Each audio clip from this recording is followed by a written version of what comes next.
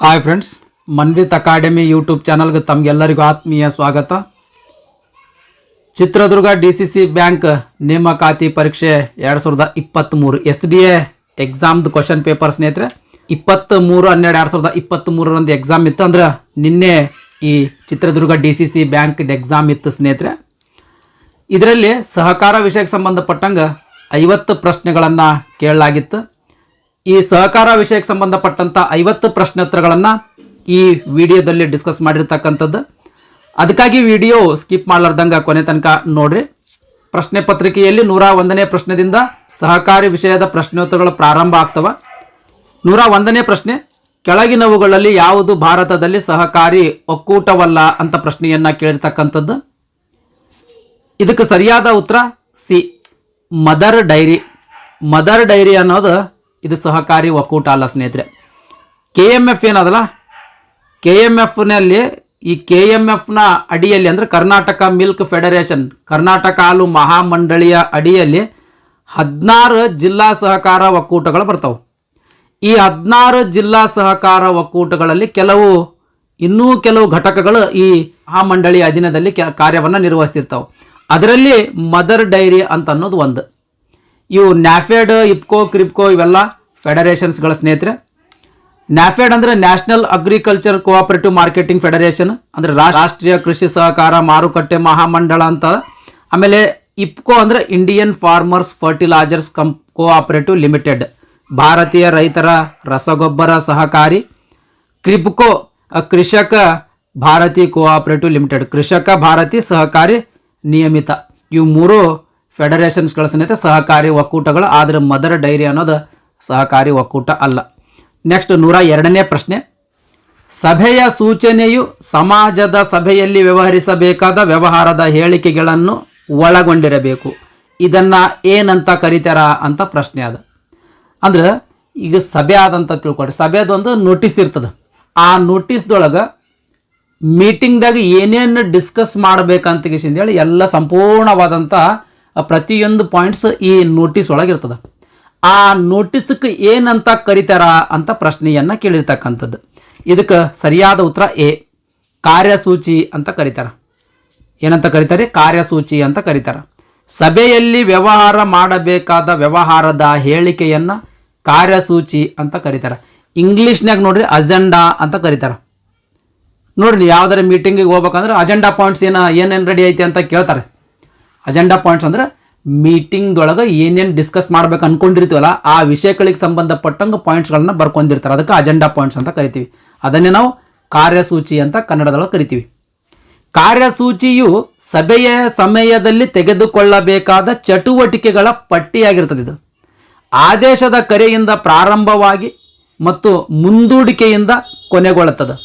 ಇದು ಸಾಮಾನ್ಯವಾಗಿ ವ್ಯವಹಾರದ ಒಂದು ಅಥವಾ ಹೆಚ್ಚಿನ ನಿರ್ದಿಷ್ಟ ವಸ್ತುಗಳನ್ನು ಒಳಗೊಂಡಿರ್ತದೆ. ಅಂದರೆ ನಿರ್ದಿಷ್ಟ ಏನೇನು ಅಲ್ಲಿ ಡಿಸ್ಕಸ್ ಮಾಡಬೇಕಂತ ವಿಷಯಗಳನ್ನು ಒಳಗೊಂಡಿರ್ತದೆ. ನೆಕ್ಸ್ಟ್ 103ನೇ ಪ್ರಶ್ನೆ, ಸಹಕಾರಿ ಬ್ಯಾಂಕುಗಳನ್ನು ಭಾರತೀಯ ರಿಸರ್ವ್ ಬ್ಯಾಂಕ್ ಯಾವ ಕಾಯ್ದೆಯ ಅಡಿಯಲ್ಲಿ ನಿಯಂತ್ರಿಸುತ್ತದೆ ಅಂತ ಪ್ರಶ್ನೆಯನ್ನು ಕೇಳಿರ್ತಕ್ಕಂಥದ್ದು. ಇದಕ್ಕೆ ಸರಿಯಾದ ಉತ್ತರ ಡಿ. ಎ ಮತ್ತು ಬಿ ಎರಡೂ ಸರಿಯಾದಂಥ ಆಪ್ಷನ್ ಸ್ನೇಹಿತರೆ. ಇದ್ರಾಗ ರಿಸರ್ವ್ ಬ್ಯಾಂಕ್ ಆಫ್ ಇಂಡಿಯಾ ಈ ಬ್ಯಾಂಕ್ ಎಲ್ಲ ಸಹಕಾರಿ ಬ್ಯಾಂಕ್ಗಳನ್ನು ನಿಯಂತ್ರಿಸ್ತದೆ. ಈ ಬ್ಯಾಂಕ್ 2 ಕಾಯ್ದೆಯ ಅಡಿಯಲ್ಲಿ ಎಲ್ಲ ಸಹಕಾರಿ ಬ್ಯಾಂಕ್ಗಳನ್ನು ನಿಯಂತ್ರಿಸ್ತದೆ. ಅದು ಯಾವುದಂದ್ರೆ, ಒಂದನೇದು ಬ್ಯಾಂಕಿಂಗ್ ನಿಯಂತ್ರಣ ಕಾಯ್ದೆ 1949, ಎರಡನೇದು ಬ್ಯಾಂಕಿಂಗ್ ಕಾನೂನುಗಳ ಕಾಯ್ದೆ 1965. ಈ 2 ಕಾಯ್ದೆಗಳ ಅಡಿಯಲ್ಲಿ ಈ ಎಲ್ಲ ಸಹಕಾರಿ ಬ್ಯಾಂಕ್ಗಳನ್ನು RBI ನಿಯಂತ್ರಿಸ್ತದೆ ಸ್ನೇಹಿತರೆ. ಈ ಸಹಕಾರ ಬ್ಯಾಂಕಿಂಗ್ಗೆ ಸಂಬಂಧಪಟ್ಟಂಗೆ ಇನ್ನೂ ಒಂದು ಸ್ವಲ್ಪ ಮಾಹಿತಿ ನೋಡೋದಾದ್ರೆ, ಪ್ರತಿಯೊಂದು ಸಹಕಾರ ಸಂಘ ಬ್ಯಾಂಕಿನ ವ್ಯವಹಾರಗಳನ್ನು ನಡೆಸಬೇಕಾದ್ರೆ RBIನಿಂದ ಮೊದಲು ಲೈಸೆನ್ಸನ್ನು ಪಡ್ಕೊಂಡಿರ್ಬೇಕು, ಪರವಾನಗಿಯನ್ನು ಪಡ್ಕೊಂಡಿರ್ಬೇಕು. RBIನಿಂದ ಪರವಾನಗಿ ಅಥವಾ ಲೈಸೆನ್ಸನ್ನು ಪಡ್ಕೊಂಡು ಪ್ರತಿಯೊಂದು ಸಹಕಾರ ಸಂಘ ಬ್ಯಾಂಕಿಂಗ್ ವ್ಯವಹಾರಗಳನ್ನು ನಡೆಸಬಹುದು ಸ್ನೇಹಿತರೆ. ಸಹಕಾರಿ ಬ್ಯಾಂಕ್ಗಳು ರಾಜ್ಯ ಸಹಕಾರ ಸಂಘಗಳು ಅಥವಾ ಬಹುರಾಜ್ಯ ಸಹಕಾರ ಸಂಘಗಳ ಕಾಯ್ದೆಯ ಅಡಿಯಲ್ಲಿ ನೋಂದಾವಣೆ ಆಗಿರ್ತವೆ. ಇವುಗಳನ್ನು ರಿಸರ್ವ್ ಬ್ಯಾಂಕ್ ಅಥವಾ RBI ನಿಯಂತ್ರಣ ಮಾಡ್ತದೆ. ಆಗ್ಲೇ ಹೇಳ್ದಂಗೆ RBI 2 ಕಾಯ್ದೆಯ ಅಡಿಯಲ್ಲಿ ಈ ಸಹಕಾರ ಬ್ಯಾಂಕ್ಗಳನ್ನು ನಿಯಂತ್ರಿಸ್ತದ. ಮೊದಲನೇದು ಬ್ಯಾಂಕಿಂಗ್ ನಿಯಂತ್ರಣ ಕಾಯ್ದೆ 1949, ಎರಡನೇದು ಬ್ಯಾಂಕಿಂಗ್ ಕಾನೂನುಗಳ ಕಾಯ್ದೆ 1965. ಈ 2 ಬ್ಯಾಂಕಿಂಗ್ ಕಾಯ್ದೆಗಳ ಅಡಿಯಲ್ಲಿ ಎಲ್ಲ ಸಹಕಾರ ಬ್ಯಾಂಕ್ಗಳನ್ನು ಭಾರತೀಯ ರಿಸರ್ವ್ ಬ್ಯಾಂಕ್ ನಿಯಂತ್ರಣ ಮಾಡ್ತದೆ ಸ್ನೇಹಿತರೆ, ನಿಯಂತ್ರಿಸ್ತದ. ನೆಕ್ಸ್ಟ್ 104ನೆಯ ಪ್ರಶ್ನೆ, ಇದು ಬರಬಾರ್ದ್ರಿ, ಇದು ಸಹಕಾರಿ ಬ್ಯಾಂಕ್ ಅಲ್ರಿ, ತಪ್ಪಾಗೈತಿ, ಇಲ್ಲಿ ಡ್ಯಾಶ್ ಅಂತ ಬರ್ಬೇಕು. ಓಕೆ, ಡ್ಯಾಶ್ ಲೆಕ್ಕ ಪರಿಶೋಧನೆಯು ಸಹಕಾರ ಇಲಾಖೆಯು ಇತ್ತೀಚೆಗೆ ಅಭಿವೃದ್ಧಿಪಡಿಸಿದ ತಂತ್ರವಾಗಿದೆ ಅಂತ ಪ್ರಶ್ನೆಯನ್ನು ಕೇಳಿರ್ತಕ್ಕಂಥದ್ದು. ಅಂದ್ರೆ ಈ ಲೆಕ್ಕ ಪರಿಶೋಧನೆಗೆ ಸಂಬಂಧಪಟ್ಟಂಗ ಸಹಕಾರ ಇಲಾಖೆ ಇತ್ತೀಚೆಗೆ ಅಭಿವೃದ್ಧಿಪಡಿಸಿರ್ತಕ್ಕಂಥ ತಂತ್ರ ಯಾವುದು ಅಥವಾ ಟೆಕ್ನಿಕ್ ಯಾವುದು ಅಂತ ಪ್ರಶ್ನೆಯನ್ನು ಕೇಳಿರ್ತಕ್ಕಂಥದ್ದು. ಇದಕ್ಕೆ ಸರಿಯಾದ ಉತ್ತರ ಎ, ತಂಡ, ಟೀಮ್ ಆಡಿಟ್ ಅಂತ ಬರ್ತದೆ ಸ್ನೇಹಿತರೆ, ಟೀಮ್ ಆಡಿಟ್. ಈ ಟೀಮ್ ಆಡಿಟ್ ಅನ್ನೋದು ಈ ಲೆಕ್ಕ ಪರಿಶೋಧನೆಗೆ ಸಂಬಂಧಿಸಿದಂತೆ ಸಹಕಾರ ಇಲಾಖೆ ಇತ್ತೀಚೆಗೆ ಅಭಿವೃದ್ಧಿಪಡಿಸಿರ್ತಕ್ಕಂಥ ಒಂದು ಟೆಕ್ನಿಕ್ ಅಥವಾ ತಂತ್ರ. ಖಾತೆಗಳ ಲೆಕ್ಕ ಪರಿಶೋಧನೆಗಾಗಿ ಸಹಕಾರಿ ಇಲಾಖೆಯು ಇತ್ತೀಚೆಗೆ ಅಭಿವೃದ್ಧಿಪಡಿಸಿದ ತಂತ್ರವೆಂದರೆ ಅದು ಟೀಮ್ ಆಡಿಟ್ ಅಥವಾ ತಂಡ ಲೆಕ್ಕ ಪರಿಶೋಧನೆ. ಆಡಿಟ್ ತಂಡವು ಅಂದ್ರೆ ಆಡಿಟ್ ಟೀಮ್ ನಿರ್ದಿಷ್ಟ ಪ್ರಕರಣದ ದಾಖಲೆಗಳನ್ನು ಜಂಟಿಯಾಗಿ ಪರೀಕ್ಷಿಸಲು ಮತ್ತು ಮೌಲ್ಯಮಾಪನ ಮಾಡಲು ಜವಾಬ್ದಾರವಾಗಿರುವ 1 ಅಥವಾ ಹೆಚ್ಚಿನ ಲೆಕ್ಕ ಪರಿಶೋಧಕರನ್ನ ಪ್ರತಿನಿಧಿಸ್ತದ. ಈ ಟೀಮ್ ಆಡಿಟ್ ಒಳಗ ಒಬ್ಬನೇ ಲೆಕ್ಕ ಪರಿಶೋಧಕ ಇರಂಗಿಲ್ರಿ, ಇಲ್ಲಿ ಒಬ್ಬರಿಗಿಂತ ಹೆಚ್ಚಿನ ಲೆಕ್ಕ ಪರಿಶೋಧಕರು ಇರ್ತಾರೆ. ಇಲ್ಲಿ ಈ ಲೆಕ್ಕ ಪರಿಶೋಧಕರು ನಿರ್ದಿಷ್ಟ ಪ್ರಕರಣದ ದಾಖಲೆಗಳನ್ನ ಜಂಟಿಯಾಗಿ ಪರಿಸ್ತಾರ, ಅಂದ್ರೆ ಇನ್ಸ್ಪೆಕ್ಷನ್ ಮಾಡ್ತಾರ, ಆಮೇಲೆ ಅದನ್ನ ಮೌಲ್ಯಮಾಪನ ಕೂಡ ಎಕ್ಸಾಮೈನ್ ಮಾಡ್ತಾರ. ಹೆಚ್ಚುವರಿ ಕಾರ್ಯಗಳ ಅನಗತ್ಯ ವೆಚ್ಚಗಳನ್ನು ತೆಗೆದುಹಾಕುವ ಮೂಲಕ ವೆಚ್ಚ ಪರಿಣಾಮಕಾರಿತ್ವವನ್ನು ಸಾಧಿಸುವ ಗುರಿಯನ್ನು ಈ ಟೀಮ್ ಆಡಿಟ್ ಹೊಂದಿರತಕ್ಕಂಥದ್ದು. ನೆಕ್ಸ್ಟ್ 105ನೇ ಪ್ರಶ್ನೆ, ಸುಧಾರಿತ data centre, IBM server technology, bylaw banking ಇತ್ಯಾದಿಗಳನ್ನು ಒಳಗೊಂಡಂತೆ ಅತ್ಯುತ್ತಮ ತಾಂತ್ರಿಕ ಆವಿಷ್ಕಾರಗಳಿಗಾಗಿ ಫ್ರಾಂಟಿಯರ್ಸ್ ಇನ್ ಕೋಆಪರೇಟಿವ್ ಬ್ಯಾಂಕಿಂಗ್ ಪ್ರಶಸ್ತಿ 2011 ಗೆದ್ದಿರುವ ಹೊಸ ಪೀಳಿಗೆಯ ಸಹಕಾರಿ ಬ್ಯಾಂಕ್ ಯಾವುದು ಅಂತ ಪ್ರಶ್ನೆಯನ್ನು ಕೇಳಿರ್ತಕ್ಕಂಥದ್ದು. ನೋಡ್ರಿ, ಇಲ್ಲೂ ತನಕ ನಾನು ಇದ್ರ ಬಗ್ಗೆ ನೋಡಿರಲಿಲ್ಲ. ಈ ಪ್ರಶ್ನೆ ಒಮ್ಮೆ ನೋಡಿದ್ರೆ ಶಾಕ್ ಆಗಿತ್ತು, ಇದೇನು ಎಂಥ ಪ್ರಶ್ನೆ ಇದೆ, ಎಲ್ಲಿಂದ ಕೇಳಿದ್ದಾರೆ ಅಂತ. ನಾ ಗೂಗಲ್ ಒಳಗೆ ಸರ್ಚ್ ಮಾಡಿ ನೋಡಿದೆ, ಅದಕ್ಕೆ ಸರಿಯಾದ ಉತ್ತರ ಗೂಗಲ್ ಎ ಅಂತ ಕೊಟ್ಟಿರ್ತಕ್ಕಂಥದ್ದು. ಹಿಂದೂಸ್ತಾನ್ ಕೋಆಪರೇಟಿವ್ ಬ್ಯಾಂಕ್ ಲಿಮಿಟೆಡ್ ಈ ಫ್ರಾಂಟಿಯರ್ಸ್ ಇನ್ ಕೋಆಪರೇಟಿವ್ ಬ್ಯಾಂಕಿಂಗ್ ಪ್ರಶಸ್ತಿ 2011 ಗೆದ್ದಿರ್ತಕ್ಕಂಥ ಒಂದು ಸಹಕಾರಿ ಬ್ಯಾಂಕ್. ಇದ್ರ ಬಗ್ಗೆ ಮುಂದಿನ ತರಗತಿಗಳಲ್ಲಿ ನೋಡೋಣ್ರಿ. ಈ ಫ್ರಾಂಟಿಯರ್ಸ್ ಇನ್ ಕೋಆಪರೇಟಿವ್ ಬ್ಯಾಂಕಿಂಗ್ ಪ್ರಶಸ್ತಿ 2011 ಅಂದ್ರೆ ಏನು, ಯಾವ ಆಧಾರದ ಮೇಲೆ ಕೊಡಲಾಗ್ತದ, ಯಾವ ಸಹಕಾರ ಸಂಘಗಳಿಗೆ ಆಮೇಲೆ ಸಹಕಾರ ಬ್ಯಾಂಕ್ಗಳಿಗೆ ಎರಡಕ್ಕೂ ಕೊಡಲಾಗ್ತದೋ ಏನೋ, ಪ್ರತಿಯೊಂದರ ಬಗ್ಗೆನೂ ಮುಂದಿನ ತರಗತಿಗಳಲ್ಲಿ ನೋಡೋಣ್ರಿ. ನೆಕ್ಸ್ಟ್ 106ನೆಯ ಪ್ರಶ್ನೆ, ಭಾರತೀಯ ರೈತರ ರಸಗೊಬ್ಬರ ಸಹಕಾರಿ ಅಂದ್ರೆ ಇಫ್ಕೋ ಇದ್ರದ್ದು ಪ್ರಧಾನ ಕಚೇರಿ ಎಲ್ಲೈತಿ ಅಂತ ಪ್ರಶ್ನೆಯನ್ನ ಕೇಳಿರ್ತಕ್ಕಂಥದ್ದು. ಇದಕ್ಕೆ ಸರಿಯಾದ ಉತ್ತರ ಡಿ, ಇಫ್ಕೋನ ಪ್ರಧಾನ ಕಚೇರಿ ನವದೆಹಲಿಯಲ್ಲಿರ್ತಕ್ಕಂಥದ್ದು. ಇಫ್ಕೋ 1967ರಲ್ಲಿ ಸ್ಥಾಪನೆ ಮಾಡಲಾಯಿತು. ಇದರ ಕೇಂದ್ರ ಕಚೇರಿ ನವದೆಹಲಿಯಲ್ಲಿ ಅದ. ಇದು ರಾಸಾಯನಿಕ ಗೊಬ್ಬರಗಳನ್ನು ತಯಾರಿಸುವುದು ಮತ್ತು ಮಾರುಕಟ್ಟೆ ಮಾಡುವ ಬಹುರಾಜ್ಯ ಸಹಕಾರ ಸಂಘವಾಗಿರ್ತಕ್ಕಂಥದ್ದು. ನೆಕ್ಸ್ಟ್ 107ನೇ ಪ್ರಶ್ನೆ, ಸ್ವಾಯತ್ತತೆ ಮತ್ತು ಸ್ವಾತಂತ್ರ್ಯವು ಸಹಕಾರದ ಎಷ್ಟನೇ ತತ್ವ ಅಂತ ಪ್ರಶ್ನೆಯನ್ನು ಕೇಳಿರ್ತಕ್ಕಂಥದ್ದು. ಇದಕ್ಕೆ ಸರಿಯಾದ ಉತ್ತರ ಎ, 1ನೇ ತತ್ವ. ಸ್ವಾಯತ್ತತೆ ಮತ್ತು ಸ್ವಾತಂತ್ರ್ಯ ಸಹಕಾರದ ಮೊದಲನೇ ತತ್ವ. ಇಲ್ಲಿ ಲಿಸ್ಟ್ ಐತಿ ನೋಡಿ ಸ್ನೇಹಿತರೆ. ನೋಡ್ರಿ, ಸ್ವಾಯತ್ತತೆ ಮತ್ತು ಸ್ವಾತಂತ್ರ್ಯ ಅಂದ್ರೆ ಸ್ವಯಂ ಪ್ರೇರಿತ ಮತ್ತು ಮುಕ್ತ ಸದಸ್ಯತ್ವ ಅಂದಂಗ.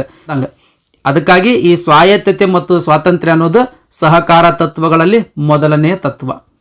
ನೆಕ್ಸ್ಟ್ 108ನೇ ಪ್ರಶ್ನೆ, 1958ರಲ್ಲಿ ಸ್ಥಾಪನೆಯಾದ ಸಂಸ್ಥೆಯು ಭಾರತದಲ್ಲಿ ಸಹಕಾರಿ ಮಾರುಕಟ್ಟೆ ಅಭಿವೃದ್ಧಿಯಲ್ಲಿ ಪ್ರಮುಖ ಪಾತ್ರ ವಹಿಸಿರುತ್ತದೆ ಅಂತ ಪ್ರಶ್ನೆ ಅದ. ಅಂದ್ರೆ ಯಾವ ಸಹಕಾರಿ ಸಂಸ್ಥೆ 1958ರಲ್ಲಿ ಸ್ಥಾಪನೆ ಆಗಿರ್ತದೆ? ಈ 1958ರಲ್ಲಿ ಸ್ಥಾಪನೆಯಾಗಿರ್ತಕ್ಕಂಥ ಸಂಸ್ಥೆ ಸಹಕಾರಿ ಮಾರುಕಟ್ಟೆ ಅಭಿವೃದ್ಧಿಯಲ್ಲಿ ಪ್ರಮುಖ ಪಾತ್ರವನ್ನು ವಹಿಸ್ತಾ ಇದೆ. ಆ ಒಂದು ಸಂಸ್ಥೆ ಯಾವುದು ಅಂತ ಪ್ರಶ್ನೆಯನ್ನ ಕೇಳಿರ್ತಕ್ಕಂಥದ್ದು. ಇದಕ್ಕೆ ಸರಿಯಾದ ಉತ್ತರ ಎ, ರಾಷ್ಟ್ರೀಯ ಕೃಷಿ ಸಹಕಾರಿ ಮಾರುಕಟ್ಟೆ ಒಕ್ಕೂಟ ಅಂದ್ರೆ ನ್ಯಾಪೆಡ್. ನ್ಯಾಪೆಡ್ ಅಂದ್ರೆ national agricultural cooperative marketing federation of India. ಇದು ನ್ಯಾಪೆಡ್ ಫುಲ್ ಫಾರ್ಮ್. ಈ ಒಂದು ಸಂಸ್ಥೆ ಅಕ್ಟೋಬರ್ 1958ರ ಗಾಂಧಿ ಜಯಂತಿ ದಿನದಂದು ಸ್ಥಾಪನೆ ಮಾಡಲಾಯಿತು. ಬಹುರಾಜ್ಯ ಸಹಕಾರ ಸಂಘಗಳ ಕಾಯ್ದೆಯ ಅಡಿಯಲ್ಲಿ ನೋಂದಾವಣೆ ಮಾಡಿರ್ತಕ್ಕಂಥದ್ದು. ರೈತರ ಕೃಷಿ ಮಾರುಕಟ್ಟೆ ಅಭಿವೃದ್ಧಿಗಾಗಿ ಇದನ್ನು ಸ್ಥಾಪನೆ ಮಾಡಿರ್ತಕ್ಕಂಥದ್ದು. ನೆಕ್ಸ್ಟ್ 109ನೆಯ ಪ್ರಶ್ನೆ. ಒಂದೇ ವ್ಯವಹಾರವನ್ನು ನಡೆಸುತ್ತಿರುವ 2 ಅಥವಾ ಹೆಚ್ಚಿನ ಸಂಘಗಳ ವಿಲೀನದ ಮೂಲಕ ಅಥವಾ ಒಂದು ಸಮಾಜದಲ್ಲಿ ಹಲವಾರು ಕಾರ್ಯಗಳನ್ನು ಸಂಯೋಜಿಸುವ ಮೂಲಕ ಪ್ರಾಥಮಿಕ ಹಂತದಲ್ಲಿ ಸಹಕಾರ ಚಟುವಟಿಕೆಗಳ ಏಕಾಗ್ರತೆಯ ಪ್ರಕ್ರಿಯೆಯನ್ನು ಏನೆಂದು ಕರೆಯಲಾಗ್ತದೆ ಅಂತ ಪ್ರಶ್ನೆಯನ್ನು ಕೇಳಿರ್ತಕ್ಕಂಥದ್ದು. ಇದಕ್ಕೆ ಸರಿಯಾದ ಉತ್ತರ ಎ, ಸಮತಲ ಏಕೀಕರಣ ಅಂತ ಕರೆಯಲಾಗ್ತದೆ. ಸಮತಲ ಏಕೀಕರಣ ಅಂತ ಕರೆಯಲಾಗ್ತದೆ. ಪ್ರಾಥಮಿಕ ಹಂತದಲ್ಲಿ ಸಹಕಾರ ಚಟುವಟಿಕೆಗಳನ್ನು ಕೇಂದ್ರೀಕರಿಸುವ ಪ್ರಕ್ರಿಯೆಯನ್ನು ನಾವು ಸಮತಲ ಏಕೀಕರಣ ಅಂತ ಕರಿತೀವಿ. ಒಂದೇ ವ್ಯವಹಾರವನ್ನು ನಿರ್ವಹಿಸ್ತಿರ್ತಕ್ಕಂಥ 2 ಅಥವಾ ಹೆಚ್ಚಿನ ಸಂಘಗಳನ್ನು ವಿಲೀನಗೊಳಿಸುವ ಮೂಲಕ ಅಥವಾ ಒಂದೇ ಸಂಘದಲ್ಲಿ ಹಲವಾರು ಕಾರ್ಯಗಳನ್ನು ಸಂಯೋಜಿಸುವ ಮೂಲಕ ಈ ಸಮತಲ ಏಕೀಕರಣವನ್ನು ಸಾಧಿಸಬಹುದು. ನೆಕ್ಸ್ಟ್ 110ನೆಯ ಪ್ರಶ್ನೆ. National cooperative development corporation NCDC was setup in 1963 by the central government by passing. ಇಲ್ಲಿ 4 ಆಪ್ಷನ್ಸ್ ಕೊಟ್ರ. ಈ 4 ಆಪ್ಷನ್ಸ್ಗಳಲ್ಲಿ ಯಾವ ಕಾಯ್ದೆಯ ಅಡಿಯಲ್ಲಿ ಈ NCDC ಸ್ಥಾಪನೆ ಮಾಡಿರ್ತದೆ ಅಂತ ಪ್ರಶ್ನೆಯನ್ನು ಕೇಳಿರ್ತಕ್ಕಂಥದ್ದು. ಇದಕ್ಕೆ ಸರಿಯಾದ ಉತ್ತರ ಬಿ. 1962ರಲ್ಲಿ NCDC ಕಾಯ್ದೆಯ ಅಡಿಯಲ್ಲಿ ಈ NCDCಯನ್ನು ಸ್ಥಾಪನೆ ಮಾಡಿರ್ತಕ್ಕಂಥದ್ದು ಸ್ನೇಹಿತರೆ. ಕೇಂದ್ರ ಸರ್ಕಾರ 1962ರ NCDC ಕಾಯ್ದೆಯ ಅಡಿಯಲ್ಲಿ 1963ರಲ್ಲಿ ಸ್ಥಾಪಿಸಿತ್ತು. ಅಂದರೆ NCDC ಆಕ್ಟ್ 1962 ಈ ಕಾಯ್ದೆಯ ಅಡಿಯಲ್ಲಿ ಈ NCDCಯನ್ನು ಸ್ಥಾಪನೆ ಮಾಡಿರ್ತಕ್ಕಂಥದ್ದು. NCDCಯ ಪಾತ್ರವು ರಾಷ್ಟ್ರೀಯ ಮಟ್ಟದಲ್ಲಿ ಸಹಕಾರಿ ಅಭಿವೃದ್ಧಿಯ ಕಾರ್ಯಕ್ರಮಗಳನ್ನು ಯೋಜಿಸುವುದು, ಉತ್ತೇಜಿಸುವುದು, ಸಂಘಟಿಸುವುದು ಮತ್ತು ಹಣಕಾಸನ್ನು ಒದಗಿಸುವುದಾಗಿರ್ತದೆ. ನೆಕ್ಸ್ಟ್ 111ನೇ ಪ್ರಶ್ನೆ. ದೇಶದಲ್ಲಿ ಸಹಕಾರಿ ಸಾಲ ಸಂಸ್ಥೆಗಳನ್ನು ವಿಶಾಲವಾಗಿ ವರ್ಗೀಕರಿಸಬಹುದು. ಅಂದ್ರೆ ಸಾಲ ಕೊಡ್ತಕ್ಕಂಥ ಸಂಸ್ಥೆಗಳು ಎಷ್ಟು ಹಂತಗಳಲ್ಲಿ ರಚನೆಯನ್ನು ಹೊಂದಿರ್ತಾವ ಅಂತ ಪ್ರಶ್ನೆಯನ್ನು ಕೇಳಿರ್ತಕ್ಕಂಥದ್ದು. ಇದಕ್ಕೆ ಸರಿಯಾದ ಉತ್ತರ ಬಿ.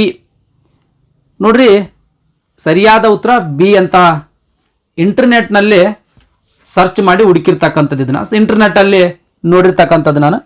ನಾರ್ಮಲ್ಲಿ ಸಹಕಾರಿ ಸಾಲವನ್ನು 2 ಭಾಗಗಳಾಗಿ ವಿಂಗಡಿಸಲಾಗಿದೆ. ಇಲ್ಲಿ ಸಹಕಾರಿ ಸಾಲ ಅಂತ ಹೇಳ್ಯಾರ, ಅಂದ್ರೆ ಪತ್ತಿನ ಸಾಲ ಅಂತ ಹೇಳ್ಯಾರ. ಸಹಕಾರಿ ಸಾಲ ಅಂದ್ರೂ ಒಂದೇ, ಪತ್ತಿನ ಸಾಲ ಅಂದ್ರೂ ಒಂದೇ. ಈ ಪತ್ತಿನ ಸಾಲಗಳಲ್ಲಿಯೂ ಕೂಡ 2 ವಿಧಗಳಾಗಿ ವಿಂಗಡಿಸಿರ್ತಕ್ಕಂಥದ್ದು. ಒಂದನೇದು ಕೃಷಿ ಪತ್ತಿನ ಸಹಕಾರಿ ಸಂಸ್ಥೆಗಳು, ಎರಡನೇದು ಕೃಷಿಯೇತರ ಪತ್ತಿನ ಸಹಕಾರಿ ಸಂಸ್ಥೆಗಳಂತ 2 ಭಾಗಗಳಾಗಿ ವಿಂಗಡಿಸಿರ್ತಕ್ಕಂಥದ್ದು.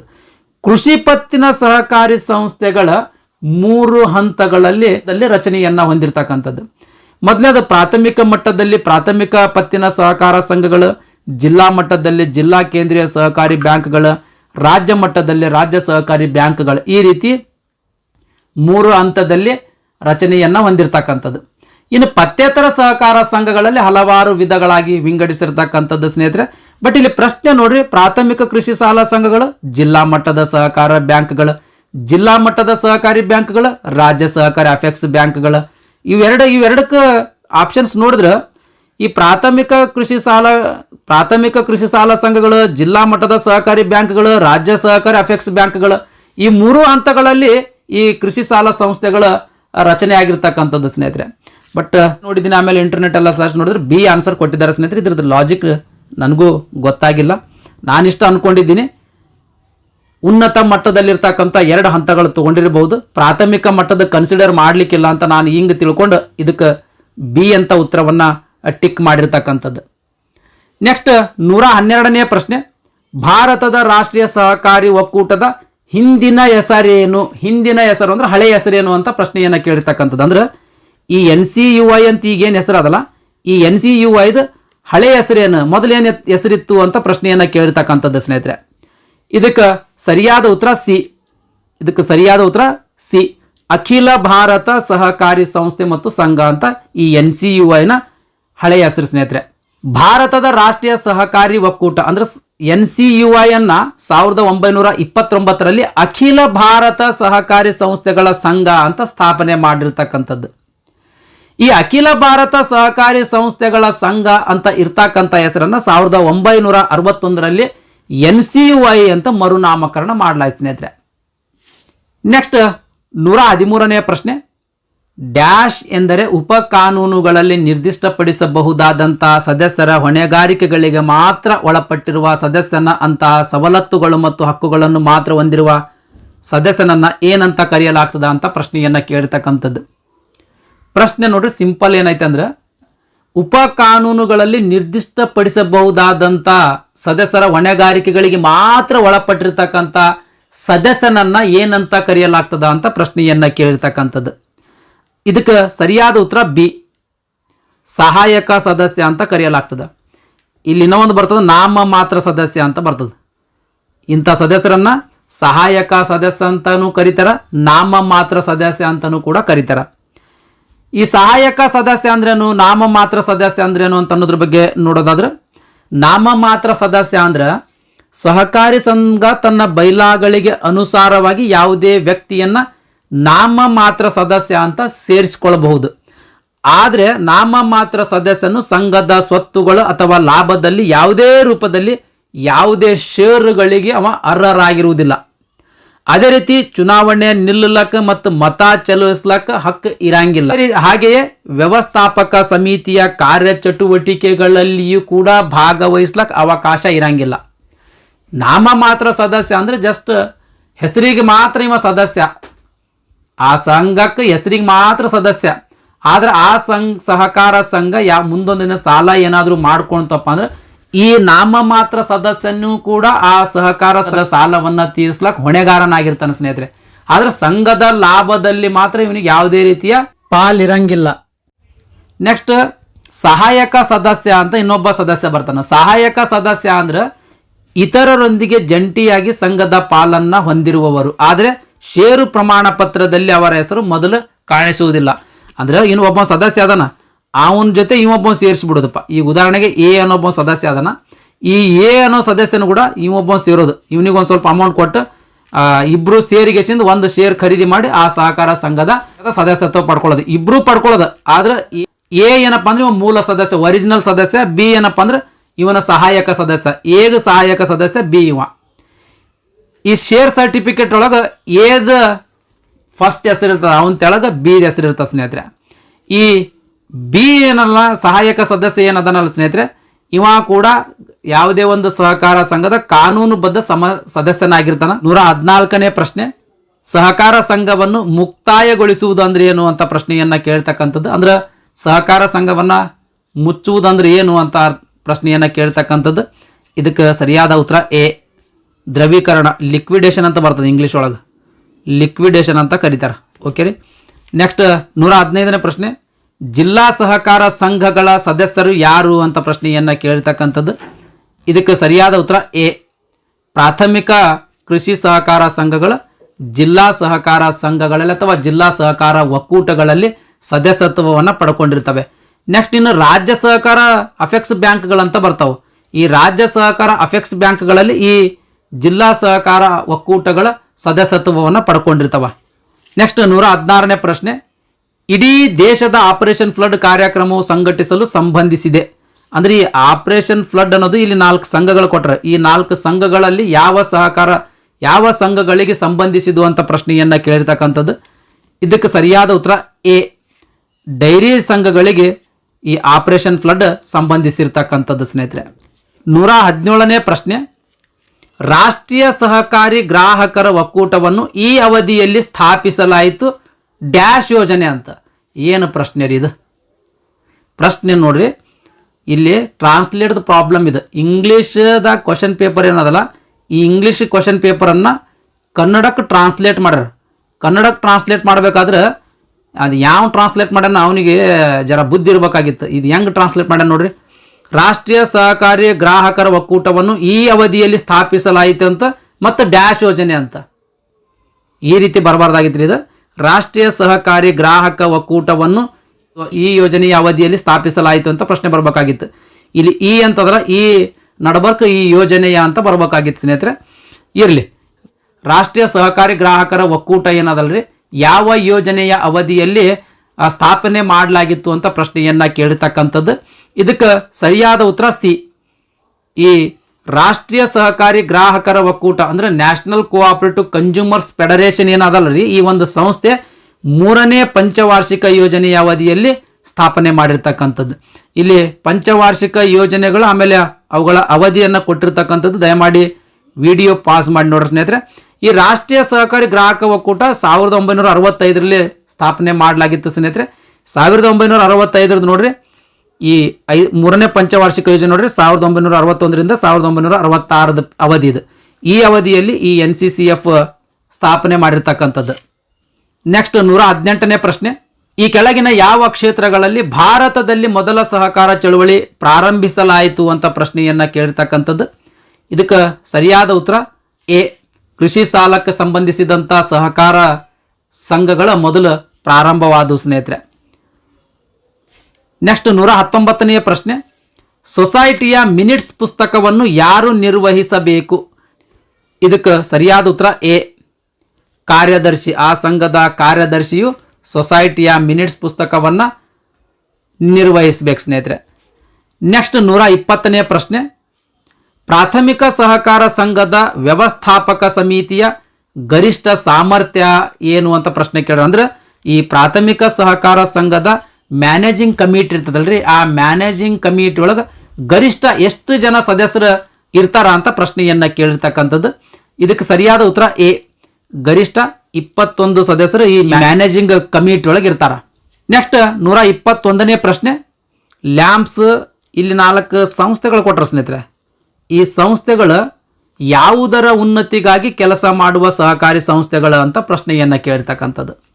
ಇದಕ್ಕೆ ಸರಿಯಾದ ಉತ್ತರ ಬಿ. ಈ ಸಂಸ್ಥೆಗಳ ಪರಿಶಿಷ್ಟ ಪಂಗಡಗಳ ಉನ್ನತಿಗಾಗಿ ಕೆಲಸ ಮಾಡುವ ಸಹಕಾರ ಸಂಸ್ಥೆಗಳ ಸ್ನೇಹಿತರೆ.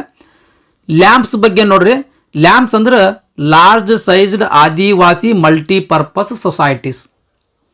ಭಾರತೀಯ ರಿಸರ್ವ್ ಬ್ಯಾಂಕ್ನ ಕೃಷಿ ಇಲಾಖೆ ಗ್ರಾಮೀಣ ಮತ್ತು ಅರೆನಗರ ಪ್ರದೇಶಗಳಲ್ಲಿ ಬುಡಕಟ್ಟು ಸಮುದಾಯಕ್ಕೆ ಸಹಾಯ ಮಾಡಲು ದೊಡ್ಡ ಪ್ರದೇಶದ ವಿವಿಧೋದ್ದೇಶ ಸಮಾಜಗಳ ಯೋಜನೆಯನ್ನು ಪ್ರಾರಂಭಿಸಿತು. ಸ್ಕೆಡ್ಯೂಲ್ ಟ್ರೈಬ್ ನೆನ್ಪಿಡ್ರಿ ಸ್ನೇಹಿತರೆ. ಇದು ಬುಡಕಟ್ಟು ಕಲ್ಯಾಣ ಸಚಿವಾಲಯವು ಸಾವಿರಾರು ಬುಡಕಟ್ಟು ಮಹಿಳೆಯರು ಮತ್ತು ಅವರ ಕುಟುಂಬಗಳ ಜೀವನವನ್ನು ಸುಧಾರಿಸ್ಲಿಕ್ಕೆ ಕೆಲಸವನ್ನ ಮಾಡ್ತಾವ ಸ್ನೇಹಿತರೆ. ಈ ಎಲ್ಲಾ ಸಂಸ್ಥೆಗಳು ST ಸ್ಕೆಡ್ಯೂಲ್ ಟ್ರೈಬ್ಸ್ ಏನದಲ್ರಿ, ಸ್ಕೆಡ್ಯೂಲ್ ಟ್ರೈಬ್ಸ್ ಜನರ ಉನ್ನತಿಗಾಗಿ ಕೆಲಸ ಮಾಡುವಂತ ಸಹಕಾರಿ ಸಂಸ್ಥೆಗಳು. ಇಲ್ಲಿ ಇನ್ನೂ ಮಾಹಿತಿ ಐತಿ, ದಯಮಾಡಿ ವಿಡಿಯೋ ಪಾಸ್ ಮಾಡಿ ನೋಡ್ರಿ. ನೆಕ್ಸ್ಟ್ 122ನೇ ಪ್ರಶ್ನೆ, ರಾಚ್ಡೆಲ್ ಸಹಕಾರ ತತ್ವಗಳು. ಇಲ್ಲಿ ಆಪ್ಷನ್ಸ್ಗಳು ಕೊಟ್ಟರೆ ಸ್ನೇಹಿತರೆ, ಈ ಆಪ್ಷನ್ಸ್ಗಳಲ್ಲಿ ಯಾವುದು ರಾಚ್ಡೆಲ್ ಸಹಕಾರ ತತ್ವಗಳಂತ ಪ್ರಶ್ನೆಯನ್ನ ಕೇಳಿರ್ತಕ್ಕಂಥದ್ದು. ಇದಕ್ಕೆ ಸರಿಯಾದ ಉತ್ತರ ಡಿ. ಈ ಮೇಲಿನ ಎಲ್ಲವೂ ಕೂಡ ರಾಚ್ಡೆಲ್ ಸಹಕಾರದ ತತ್ವಗಳಾಗಿದ್ದು ಸ್ನೇಹಿತರೆ. ಇಲ್ಲಿ ರಾಚ್ಡೆಲ್ ಸಹಕಾರ ತತ್ವಗಳ ಸ್ಕ್ರೀನ್ ಮೇಲೆ ನಿಮಗೆ ಕಾಣ್ತಿರ್ಬೋದು, ದಯಮಾಡಿ ವಿಡಿಯೋ ಪಾಸ್ ಮಾಡಿ ನೋಡ್ಕೊಳ್ರಿ. ನೆಕ್ಸ್ಟ್ 123ನೇ ಪ್ರಶ್ನೆ, ಶ್ರೀ ಬಿ ಶಿವರಾಮನ್ ಅವರ ಅಧ್ಯಕ್ಷತೆಯಲ್ಲಿ ಕೃಷಿ ಮತ್ತು ಗ್ರಾಮೀಣ ಅಭಿವೃದ್ಧಿಗಾಗಿ ಸಾಂಸ್ಥಿಕ ಸಾಲಕ್ಕಾಗಿ ವ್ಯವಸ್ಥೆಗಳನ್ನು ಪರಿಶೀಲಿಸಲು ಸಮಿತಿಯು ಡ್ಯಾಶ್. ಇಂಗ್ಲಿಷಿಂದ ಕನ್ನಡಕ್ಕೆ ಟ್ರಾನ್ಸ್ಲೇಟ್ ಮಾಡಬೇಕಾದ್ರೆ ಟ್ರಾನ್ಸ್ಲೇಟ್ ಕರೆಕ್ಟ್ ಮಾಡಿಲ್ಲ ಸ್ನೇಹಿತರೆ ಇದು. ಆಮೇಲೆ ಯಾವುದು ಕೆಲವೊಂದು 10ರಿಂದ 12 ಪ್ರಶ್ನೆಗಳ ಗ್ರಾಮೆಟಿಕಲ್ಲಿಯಾಗಿ ಒಟ್ಟ ಕನ್ನಡದೊಳಗೆ ಪ್ರಶ್ನೆ ಕೇಳಿಲ್ಲ. ಹಾಗಾಗಿ ಕನ್ನಡ ಮಾತ್ರ ಓದೋರಿಗೆ ಈ ಪ್ರಶ್ನೆಗಳ ಸಮಸ್ಯೆ ಆಗ್ತಾವೆ. ಆಮೇಲೆ ತಿಳ್ಕೊಳ್ಳೋಕ್ಕೂ ಕೂಡ ಅಷ್ಟೇ ಕಠಿಣ ಆಗ್ತಾವೆ. ಇಲ್ಲಿ ನೋಡ್ರಿ ಏನು ಕೇಳೋಣ ಏನು ಇದು ಒಂದು ಗೊತ್ತಿಲ್ಲ. ನನಗೆ ಅಂಡರ್ಸ್ಟ್ಯಾಂಡ್ ಆಗಿದ್ದ ಪ್ರಕಾರ ಬಿ ಶಿವರಾಮನ್ ಸಮಿತಿ ಈ ಕೃಷಿ ಮತ್ತು ಗ್ರಾಮೀಣಾಭಿವೃದ್ಧಿ ಸಾಂಸ್ಥಿಕ ಸಾಲಕ್ಕಾಗಿ ವ್ಯವಸ್ಥೆಗಳನ್ನು ಪರಿಶೀಲಿಸಲಕ್ಕೆ ಈ ಕೆಳಗಿನವುಗಳಲ್ಲಿ ಯಾವ ಸಂಸ್ಥೆಯನ್ನ ಸ್ಥಾಪನೆ ಮಾಡಬೇಕು ಅಂತ ಶಿಫಾರಸನ್ನ ಮಾಡಿದ್ರು ಅಂತ ಪ್ರಶ್ನೆ ಕೇಳಬೇಕಾಗಿತ್ತು ಸ್ನೇಹಿತರೆ. ಇದು ನಾ ತಿಳ್ಕೊಂಡಿರ್ತಕ್ಕಂಥದ್ದು. ಇದ್ರ ಪ್ರಕಾರ ನೋಡ್ರಿ ಸ್ನೇಹಿತರೆ, ಇದಕ್ಕೆ ಸರಿಯಾದ ಉತ್ತರ ಬಿ. ಕೃಷಿ ಮತ್ತು ಗ್ರಾಮೀಣ ಅಭಿವೃದ್ಧಿಗಾಗಿ ರಾಷ್ಟ್ರೀಯ ಬ್ಯಾಂಕ್ ಅನ್ನ ಸ್ಥಾಪನೆ ಮಾಡಬೇಕಂತ ಶಿಫಾರಸನ್ನ ಮಾಡಿರ್ತಕ್ಕಂಥದ್ದು. ನೆಕ್ಸ್ಟ್ 124ನೇ ಪ್ರಶ್ನೆ, ಬಹುರಾಜ್ಯ ಸಹಕಾರ ಸಂಘಗಳ ಕಾಯ್ದೆ 2002ರ ಉದ್ದೇಶಗಳೇನು ಅಂತ ಪ್ರಶ್ನೆಯನ್ನ ಕೇಳಿರ್ತಕ್ಕಂಥದ್ದು. ಇದಕ್ಕೆ ಸರಿಯಾದ ಉತ್ತರ ಡಿ. ಈ ಮೇಲಿನ ಎಲ್ಲವೂ ಸ್ನೇಹಿತರೆ ಈ ಎಲ್ಲ ಉದ್ದೇಶಗಳ 2002ರ ಕಾಯ್ದೆಯದ್ದಾಗಿತ್ತು. ದಯಮಾಡಿ ವಿಡಿಯೋ ಪಾಸ್ ಮಾಡ್ಕೊಂಡು ನೋಡ್ರಿ. ನೆಕ್ಸ್ಟ್ 125ನೇ ಪ್ರಶ್ನೆ. ಈ ಸಮಿತಿಯು ಸಹಕಾರ ಶಿಕ್ಷಣ ಮತ್ತು ತರಬೇತಿಯ ಮೇಲೆ ವ್ಯವಸ್ಥಿತ ವಿಧಾನವಾಗಿ ಯೋಜಿತ ಕಾರ್ಯಕ್ರಮಕ್ಕಾಗಿ ಶಿಫಾರಸು ಮಾಡಿದ ಮೊದಲ ಸಮಿತಿ ಎಂದು ಪರಿಗಣಿಸಲಾಗಿದೆ ಅಂತ ಪ್ರಶ್ನೆಯನ್ನ ಕೇಳಿರ್ತಕ್ಕಂಥದ್ದು. ಇದಕ್ಕೆ ಸರಿಯಾದ ಉತ್ತರ ಎ, ಸರ್ ಮಾಲ್ಕಮ್ ಡಾರ್ಲಿಂಗ್ ಸಮಿತಿ ಸ್ನೇಹಿತರೆ. ಇದ್ರ ಬಗ್ಗೆ ಒಂದು ಸ್ವಲ್ಪ ಮಾಹಿತಿ ನೋಡಮ್ರಿ, ಇದು ಬಹಳ ಜನಕ್ಕೆ ಗೊತ್ತಿಲ್ಲ. ಆಮೇಲೆ ನನಗೂ ಕೂಡ ಈ ಪ್ರಶ್ನೆ ನೋಡಿದ ಮೇಲೆ ನಾನು ಗೂಗಲ್ ಸರ್ಚ್ ಮಾಡಿದಾಗ ಗೊತ್ತಾಯ್ತು ಸ್ನೇಹಿತರೆ. ನಾನು ಇಲ್ಲೂ ತನಕ ಸರ್ ಮಾಲ್ಕಮ್ ಡಾರ್ಲಿಂಗ್ ಸಮಿತಿ ಬಗ್ಗೆ ನೋಡಿದ್ದಿಲ್ಲ. ಈ ಸಮಿತಿ ಬಗ್ಗೆ ಮುಂದಿನ ತರಗತಿಗಳಲ್ಲಿ ನೋಡೋಣ. ಆದರೂ ಕೂಡ ಇವಾಗ ಒಂದು ಸ್ವಲ್ಪ ಎಕ್ಸ್ಪ್ಲೇನ್ ನೋಡೋಣ ಸ್ನೇಹಿತರೆ. ಸಹಕಾರಿ ಶಿಕ್ಷಣ ಮತ್ತು ತರಬೇತಿ ಸಮಿತಿ ಅಂತ ಸರ್ ಮಾಲ್ಕಮ್ ಡಾರ್ಲಿಂಗ್ ಅವರ ಅಧ್ಯಕ್ಷತೆಯಲ್ಲಿ 1935ರಲ್ಲಿ ರಚನೆ ಮಾಡಲಾಯಿತು ಸ್ನೇಹಿತರೆ. ಅಂದ್ರೆ ಸಹಕಾರ ಶಿಕ್ಷಣಕ್ಕೆ ಸಂಬಂಧಿಸಿದಂಗೆ ಸಲಹೆಗಳನ್ನು ನೀಡುವುದಕ್ಕಾಗಿ ಸಹಕಾರಿ ಶಿಕ್ಷಣ ಮತ್ತು ತರಬೇತಿ ಅಂತ ಒಂದು ಸಮಿತಿಯನ್ನು ಸರ್ ಮಾಲ್ಕಮ್ ಡಾರ್ಲಿಂಗ್ ಅವರ ಅಧ್ಯಕ್ಷತೆಯಲ್ಲಿ 1935ರಲ್ಲಿ ರಚನೆ ಮಾಡಲಾಯಿತು ಸ್ನೇಹಿತರೆ. ಈ ಸಮಿತಿ ಕೆಲವು ಶಿಫಾರಸುಗಳನ್ನು ಮಾಡಿತ್ತು. ಸಹಕಾರಿ ಶಿಕ್ಷಣಕ್ಕೆ ಸಂಬಂಧಪಟ್ಟಂಗ, ಸಹಕಾರಿ ತರಬೇತಿಗೆ ಸಂಬಂಧಪಟ್ಟಂಗ ಶಿಫಾರಸು ಮಾಡಿದ ಸಮಿತಿಗಳಲ್ಲಿ ಇದು ಮೊದಲನೇ ಸಮಿತಿ ಸ್ನೇಹಿತರೆ. ಅದಕ್ಕಾಗಿ ಈ ಸಮಿತಿಯನ್ನ ಸಹಕಾರ ಶಿಕ್ಷಣ ಮತ್ತು ತರಬೇತಿಗೆ ಯೋಜಿತ ವಿಧಾನವನ್ನು ಶಿಫಾರಸು ಮಾಡುವ ಮೊದಲ ಸಮಿತಿ ಅಂತ ಪರಿಗಣನೆಯನ್ನ ಮಾಡಿರ್ತಕ್ಕಂಥದ್ದು. 126ನೇ ಪ್ರಶ್ನೆ. ಪ್ರಸ್ತಾವಿತ ತಿದ್ದುಪಡಿಯ ಸ್ಪಷ್ಟ ದಿನಗಳ ಸೂಚನೆಯನ್ನು ಸದಸ್ಯರಿಗೆ ನೀಡದ ಹೊರತು ಯಾವುದೇ ನಿರ್ಣಯವು ಮಾನ್ಯವಾಗಿರುವುದಿಲ್ಲ ಅಂತ ಪ್ರಶ್ನೆಯನ್ನ ಕೇಳ್ತಕ್ಕಂಥದ್ದು. ಸಿಂಪಲ್ ಏನಂದ್ರ, ಯಾವುದೇ ಒಂದು ಮೀಟಿಂಗ್ ದೊಳಗೆ ಏನಾರೇ ಒಂದು ನಿರ್ಣಯ ಅಂಗೀಕಾರ ಮಾಡಬೇಕಾದ್ರೆ ಆ ಮೀಟಿಂಗ್ ನೋಟಿಸ್ ಎಷ್ಟು ದಿನಗಳಕ್ಕಿಂತ ಮುಂಚೆನೆ ಸದಸ್ಯರಿಗೆ ನೀಡಬೇಕು ಅಂತ ಪ್ರಶ್ನೆಯನ್ನ ಕೇಳ್ತಕ್ಕಂಥದ್ದು. ಇದಕ್ಕೆ ಸರಿಯಾದ ಉತ್ತರ ಬಿ, 15 ದಿನಗಳ ಮುಂಚೆನೆ ಸದಸ್ಯರಿಗೆ ನೋಟಿಸ್ ಅನ್ನ ನೀಡಬೇಕು. ಈ ರೀತಿ 15 ದಿನಗಳ ಮುಂಚೆನೆ ಸದಸ್ಯರಿಗೆ ನೋಟಿಸ್ ನೀಡಿ ಮೀಟಿಂಗ್ದೊಳಗೆ ಏನಾರೇ ವಿಷಯ ಅಂಗೀಕಾರ ಆದ್ರೆ ಅದು ವ್ಯಾಲಿಡ್ ಆಗಿರ್ತದೆ ಸ್ನೇಹಿತರೆ. ಇನ್ ಕೇಸ್ ಸದಸ್ಯರಿಗೆ 15 ದಿನಗಳಕ್ಕಿಂತ ಮುಂಚೆ ನೋಟಿಸ್ ನೀಡದೇನೆ ಮೀಟಿಂಗ್ನಲ್ಲಿ ಏನೇ ಒಂದು ವಿಷಯಗಳ ಅಂಗೀಕಾರ ಆದರೆ ಆ ಅಂಗೀಕಾರ ಆಗಿರ್ತಕ್ಕಂಥ ಯಾವುದೇ ವಿಷಯ ಮಾನ್ಯ ಆಗಿರಂಗಿಲ್ಲ ಸ್ನೇಹಿತರೆ. 127ನೇ ಪ್ರಶ್ನೆ. ಡ್ಯಾಶ್ ಬಂಡವಾಳಶಾಹಿ ಆರ್ಥಿಕತೆಯಲ್ಲಿ ಕಲ್ಯಾಣಾಂಶವಾಗಿ ಸಮನಾಗಿರುವ ಪಾತ್ರವನ್ನು ವಹಿಸುತ್ತದೆ ಅಂತ ಪ್ರಶ್ನೆಯನ್ನ ಕೇಳ್ತಕ್ಕಂಥದ್ದು. ಇದಕ್ಕೆ ಸರಿಯಾದ ಉತ್ತರ ಡಿ, ಸಹಕಾರ ಬಂಡವಾಳಶಾಹಿ ಆರ್ಥಿಕತೆಯಲ್ಲಿ ಕಲ್ಯಾಣಾಂಶವಾಗಿ ಸಮಾನವಾಗಿ ಪಾತ್ರವನ್ನ ವಹಿಸ್ತಿರ್ತಕ್ಕಂಥದ್ದು. ನೆಕ್ಸ್ಟ್ 128ನೇ ಪ್ರಶ್ನೆ. ಸಹಕಾರಕ್ಕೆ ಸಂಬಂಧಿಸಿದ ಭೂಮಿಯ ಮೇಲೆ ಸ್ವರ್ಗವನ್ನು ಅರಿತುಕೊಳ್ಳುವುದು ಅರ್ಥವೇನು ಅಂತ ಪ್ರಶ್ನೆಯನ್ನ ಕೇಳ್ತಕ್ಕಂಥದ್ದು. ಅಂದ್ರ ಭೂಮಿಯ ಮೇಲೆ ಸ್ವರ್ಗವನ್ನು ಅರಿತುಕೊಳ್ಳುವುದು, ಈ ಒಂದು ವ್ಯಾಖ್ಯೆ ಸಹಕಾರ ವಿಷಯದಲ್ಲಿ ಮೀನಿಂಗ್ ಏನಾಗ್ತದ ಅಂತ ಪ್ರಶ್ನೆಯನ್ನ ಕೇಳ್ತಕ್ಕಂಥದ್ದು. ಇದಕ್ಕೆ ಸರಿಯಾದ ಉತ್ತರ ಸಿ, ನಿಸ್ವಾರ್ಥ ಮತ್ತು ಮಾನವೀಯತೆ ಸೇವೆ. 129ನೇ ಪ್ರಶ್ನೆ. ಸಹಕಾರಿ ಸೊಸೈಟಿಯ ಅಂತಿಮ ಖಾತೆಗಳನ್ನು ಲೆಕ್ಕಪತ್ರ ವರ್ಷದ ಮುಕ್ತಾಯದ ಡ್ಯಾಶ್ ದಿನಗಳಲ್ಲಿ ಮಾಡಬೇಕು ಅಂತ ಪ್ರಶ್ನೆಯನ್ನ ಕೇಳಿರ್ತಕ್ಕಂಥದ್ದು. ಇದಕ್ಕೆ ಸರಿಯಾದ ಉತ್ತರ ಬಿ, 45 ದಿನಗಳ ಸ್ನೇಹಿತರೆ. ಪ್ರತಿ ಸಹಕಾರ ವರ್ಷದ ಮುಕ್ತಾಯದ 45 ದಿನಗಳೊಳಗೆ ಸೊಸೈಟಿಯು ಕಾರ್ಯದರ್ಶಿ ಅಥವಾ ಆ ಪರವಾಗಿ ಸಮಿತಿಯಿಂದ ಅಧಿಕಾರ ಪಡೆದಿರ್ತಕ್ಕಂಥ ಯಾವುದೇ ವ್ಯಕ್ತಿ ಹಿಂದಿನ ಸಹಕಾರ ವರ್ಷದ ಖಾತೆಗಳನ್ನು ಅಂತಿಮಗೊಳಿಸಬೇಕು. 130ನೇ ಪ್ರಶ್ನೆ. ಸಹಕಾರ ಸಂಘದ ವಾರ್ಷಿಕ ಸಾಮಾನ್ಯ ಸಭೆಯನ್ನು ಆರ್ಥಿಕ ವರ್ಷದ ಅಂತ್ಯದಿಂದ ಡ್ಯಾಶ್ ಒಳಗೆ ಕರೆಯಬೇಕು ಅಂತ ಪ್ರಶ್ನೆ ಅದ. ಇದಕ್ಕೆ ಸರಿಯಾದ ಉತ್ತರ ಬಿ, 6 ತಿಂಗಳ ಒಳಗೆ ಕರಿಬೇಕು. 131ನೇ ಪ್ರಶ್ನೆ. ಅಡಮಾನ 1, ಇದಕ್ಕೆ ಸರಿಯಾದ ಉತ್ತರ ಬಿ, ಅಡಮಾನ 1 ಸಾಲಕ್ಕಾಗಿ ಸ್ಥಿರ ಆಸ್ತಿಯ ಮೇಲಿನ ಭದ್ರತೆ ಅಂದ್ರೆ immovable property security it loan ತಗೊಳ್ಳುವಂತ ಒಂದು ವ್ಯವಸ್ಥೆಗೆ ನಾವು ಅಡಮಾನ ಸಾಲ ಅಂತ ಕರಿತೀವಿ. ಅದೇ ಪ್ರಶ್ನೆ ಕೇಳ್ತಕ್ಕಂಥದ್ದು. ನೆಕ್ಸ್ಟ್ 132ನೇ ಪ್ರಶ್ನೆ. ಭಾರತದಲ್ಲಿ ಸಹಕಾರ ಸಪ್ತಾಹವನ್ನು ಯಾವ ತಿಂಗಳಿನಲ್ಲಿ ಆಚರಿಸಲಾಗ್ತದ ಅಂತ ಪ್ರಶ್ನೆಯನ್ನ ಕೇಳ್ತಕ್ಕಂಥದ್ದು. ಇದಕ್ಕೆ ಸರಿಯಾದ ಉತ್ತರ ಸಿ. ನೆಕ್ಸ್ಟ್ 133ನೇ ಪ್ರಶ್ನೆ. ಸಹಕಾರ ಸಂಘದ ಲೆಕ್ಕ ಪರಿಶೋಧಕರನ್ನು ಡ್ಯಾಶ್ ಅನುಮೋದಿಸಿದ ಸಮಿತಿಯಿಂದ ನೇಮಿಸಬೇಕು ಅಂತ ಪ್ರಶ್ನೆಯನ್ನ ಕೇಳ್ತಕ್ಕಂಥದ್ದು. ಇದಕ್ಕೆ ಸರಿಯಾದ ಉತ್ತರ ಬಿ, ಸಹಕಾರಿ ಲೆಕ್ಕ ಪರಿಶೋಧನಾ ನಿರ್ದೇಶಕರು ಅನುಮೋದಿಸಿದ ಸಮಿತಿಯಿಂದ ಸಹಕಾರ ಸಂಘದ ಲೆಕ್ಕ ಪರಿಶೋಧಕರನ್ನ ನೇಮಿಸಬೇಕು ಸ್ನೇಹಿತರೆ. ನೆಕ್ಸ್ಟ್ 134ನೇ ಪ್ರಶ್ನೆ. ಸಹಕಾರ ಚಳವಳಿಯನ್ನು ಸುಧಾರಿಸಲು ಶಿಫಾರಸುಗಳನ್ನು ನೀಡಲು 1944ರಲ್ಲಿ ಯಾವ ಸಮಿತಿಯನ್ನು ನೇಮಿಸಲಾಯಿತು ಅಂತ ಪ್ರಶ್ನೆ ಆದ ಸ್ನೇಹಿತರೆ. ಇದಕ್ಕೆ ಸರಿಯಾದ ಉತ್ತರ ಸಿ. ಇಲ್ಲಿ ಇಸ್ವಿ ತಪ್ಪ ಸ್ನೇಹಿತರೆ. ಇದು ಮ್ಯಾಕ್ಲಗನ್ ಸಮಿತಿ 1914ರಲ್ಲಿ ಸಹಕಾರ ಚಳುವಳಿ ಸುಧಾರಣೆ ಮಾಡುವುದಕ್ಕಾಗಿ ನೇಮಕ ಮಾಡಲಾಗಿತ್ತು. ಆದರೆ ಇಲ್ಲಿ 1944 ಏನು ಕೊಟ್ಟನ ತಿಳಿಯ ಅಂತಿಲ್ರಿ. 1944 ಏನದಲ್ರಿ, ಗಾಡ್ಗಿಲ್ ಸಮಿತಿ ಆದ್ರಿ. ಗಾಡ್ಗಿಲ್ ಸಮಿತಿ ಕೃಷಿ ಸಹಕಾರ ಚಳವಳಿಗೆ ಸಂಬಂಧಪಟ್ಟಂಗೆ ಶಿಫಾರಸನ್ನು ಮಾಡ್ಲಕ್ಕ ರಚನೆ ಮಾಡಿರ್ತಕ್ಕಂಥ ಸಮಿತಿ. ಸಹಕಾರ ಚಳವಳಿಯನ್ನು ಸುಧಾರಿಸ್ಲಕ್ಕೆ ಶಿಫಾರಸನ್ನು ನೀಡ್ಲಕ್ಕ ರಚನೆ ಮಾಡಿರ್ತಕ್ಕಂಥ ಸಮಿತಿ ಮೆಕ್ಲಾಗನ್ ಸಮಿತಿ. ಬಟ್ ಇಲ್ಲಿ ಇಸ್ವಿ ನೋಡಿದ್ರೆ ಇದು ಉತ್ತರ ತಪ್ಪಾಗ್ತದೆ ಸ್ನೇಹಿತರೆ. ಬಟ್ ಈ ಸಹಕಾರ ಚಳವಳಿಯನ್ನು ಸುಧಾರಿಸಲು ಶಿಫಾರಸುಗಳನ್ನು ನೀಡಲು ಯಾವ ಸಮಿತಿಯನ್ನು ರಚನೆ ಮಾಡಲಾಯಿತು ಅಂತ ಏನಾದರೂ ಪ್ರಶ್ನೆ ಈ ರೀತಿ ನೋಡೋದಾದ್ರೆ ಮೆಕ್ಲಾಗನ್ ಸಮಿತಿ ಸರಿಯಾದ ಉತ್ತರ. ಈ ಪ್ರಶ್ನೆಯಾಗ ಗ್ರೇಸ್ ಮಾರ್ಕ್ಸ್ ಕೊಡ್ಬೇಕು ಸ್ನೇಹಿತರೆ ಆ್ಯಕ್ಚುಲಿ. ಬಟ್ ನೋಡ್ಬೇಕು, ಇಲ್ಲಿ 1914 ಆಗೋ ಬದಲಿ 44 ಅಂತ ಮಿಸ್ ಪ್ರಿಂಟ್ ಆಗಿರ್ಬೋದು ಅಂತ ಅನ್ಕೊಳ್ತೀನಿ ನಾನು. ಇಂಗ್ಲೀಷ್ನಲ್ಲಿಯೂ ಕೂಡ ಸೇಮ್ ಆಗ್ಯದ. ಇದು 1914 ಆಗ್ಬೇಕು ಸ್ನೇಹಿತರೆ. ಅಂದ್ರೆ ಮ್ಯಾಕ್ಲಾಗನ್ ಸಮಿತಿ ಅನ್ನೋದು ಕರೆಕ್ಟ್ ಆಗ್ತದೆ. ಸಹಕಾರ ಸಂಸ್ಥೆಗಳ ಕ್ರಮಬದ್ಧವಾದ ಸ್ಥಾಪನೆ ಮತ್ತು ಬೆಳವಣಿಗೆಗೆ ಸಂಬಂಧಿಸಿದಂಗೆ ಅಧ್ಯಯನವನ್ನು ಮಾಡಿ ವರದಿಯನ್ನು ನೀಡ್ಲಕ್ಕೆ 1914ರಲ್ಲಿ ಮ್ಯಾಕ್ಲಾಗನ್ ಅವರ ನೇತೃತ್ವದಲ್ಲಿ ಭಾರತ ಸರ್ಕಾರ ಒಂದು ಸಮಿತಿ ರಚನೆ ಮಾಡಿತು. ಈ ಸಮಿತಿ 1915ರಲ್ಲಿ ವರದಿ ನೀಡಿತು. ಗ್ರಾಮೀಣ ಜನರಿಗೆ ಅಲ್ಪಾವಧಿ ಮತ್ತು ಮಧ್ಯಮಾವಧಿ ಸಾಲಗಳನ್ನು ಕೃಷಿ ಮತ್ತು ಹೈನುಗಾರಿಕೆ ಉದ್ದೇಶಕ್ಕಾಗಿ ಒದಗಿಸುವುದರ ಬಗ್ಗೆ ಅಧ್ಯಯನ ಮಾಡ್ಲಿಕ್ಕೆ 1944ರಲ್ಲಿ ಗಾಡ್ಗಿಲ್ ಅಧ್ಯಕ್ಷತೆಯಲ್ಲಿ ಸಮಿತಿ ರಚನೆ ಮಾಡಲಾಗಿತ್ತು. ಈ ಸಮಿತಿ 1945ರಲ್ಲಿ ವರದಿಯನ್ನು ಸಲ್ಲಿಸಿತು. ಇಸ್ವಿ ಕನ್ಸಿಡರ್ ಮಾಡಿದ್ರೆ ಗಾಡ್ಗಿಲ್ ಸಮಿತಿ ಬರ್ಬೇಕು. ಇಲ್ಲಿ ಗಾಡ್ಗಿಲ್ ಸಮಿತಿ ಆಪ್ಷನ್ನೇ ಇಲ್ಲ. ಅದಕ್ಕಾಗಿ ಇದಕ್ಕೆ ಗ್ರೇಸ್ ಮಾರ್ಕ್ಸ್ ಕೊಡ್ಬೇಕು ಸ್ನೇಹಿತರೆ ನನ್ನ ಪ್ರಕಾರ. ನೋಡೋಣ ಫೈನಲ್ ಆನ್ಸರ್ ಕೀ ಏನು ಬಿಡ್ತಾರಂತ ಅಲ್ಲಿ ಗೊತ್ತಾಗ್ತದೆ. ನೆಕ್ಸ್ಟ್ 135ನೇ ಪ್ರಶ್ನೆ. ಸಹಕಾರಿ ಹೂಡಿಕೆ ಮತ್ತು ಕ್ರೆಡಿಟ್ ಸೊಸೈಟಿಯು ಸಹಕಾರಿಗಳ ಒಂದು ಬದಲಾವಣೆಯಾಗಿದೆ ಅಂತ ಪ್ರಶ್ನೆಯನ್ನು ಕೇಳ್ತಕ್ಕಂಥದ್ದು. ಇದಕ್ಕೆ ಸರಿಯಾದ ಉತ್ತರ ಬಿ. ಮಿತವ್ಯಯ ಮತ್ತು ಕ್ರೆಡಿಟ್ ಸೊಸೈಟಿ, ಸಹಕಾರ ಮಿತವ್ಯಯ ಮತ್ತು ಸಾಲ ಸಂಘಗಳ, ಸಹಕಾರ ಹೂಡಿಕೆ ಮತ್ತು ಕ್ರೆಡಿಟ್ ಸೊಸೈಟಿ ಸಹಕಾರಿಗಳ ಒಂದು ಬದಲಾವಣೆಗೆ ತರ್ತಕ್ಕಂಥ ಸಂಘಗಳಿಗೆ ನಾವು ಸಹಕಾರ ಮಿತವ್ಯಯ ಮತ್ತು ಸಾಲ ಸಂಘಗಳಂತೀವಿ.